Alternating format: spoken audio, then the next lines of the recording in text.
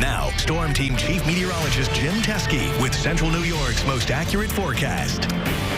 Well, that's the view of your sunset this evening. Sun went down at 8:01 in Syracuse. Maybe not as nice as the Oswego sunset, but still nice looking sky over downtown Syracuse. As we take a look at the numbers for today, it was actually a fairly chilly start, a little bit below normal at 38 with all that sunshine, though. Dry air over us.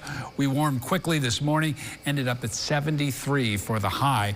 We're running right now around 5 degrees above normal for the month of April. No precipitation in Syracuse for today. Here are the temperatures. We're still at 57, a lot of spots in the 50s. In fact, 59 in Skaneateles as well as Cortland. Cooler spots as you go south and east of Syracuse in the 40s.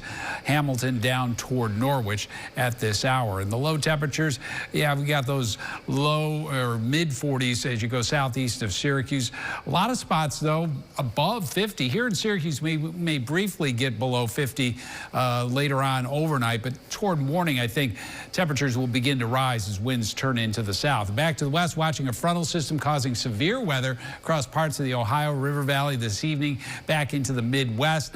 Precipitation, notice it's falling apart as it moves to the east. The air over us is very dry. That's why we think precipitation in here will be light during the day for tomorrow. So let's take a look at the timecast, take you through the rest of the overnight. Next couple of hours, mainly just some high clouds out there as we head toward daybreak. You can start to see the clouds thickening up. I do think there will be at least some filtered sunshine. The most likely areas will be up toward the Tug Hill Plateau, Pulaski, Watertown, Ogdensburg, and St. Lawrence County, east toward Rome and Utica.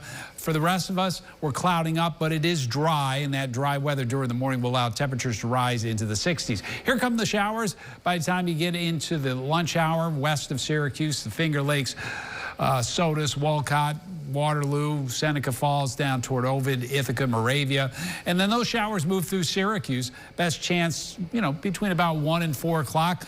By 5 o'clock, precipitation's moving off to the east, some sun across parts of the Finger Lakes, maybe even into the Syracuse area during the evening as well. So I think they should be able to get the Syracuse Mets game in tomorrow evening.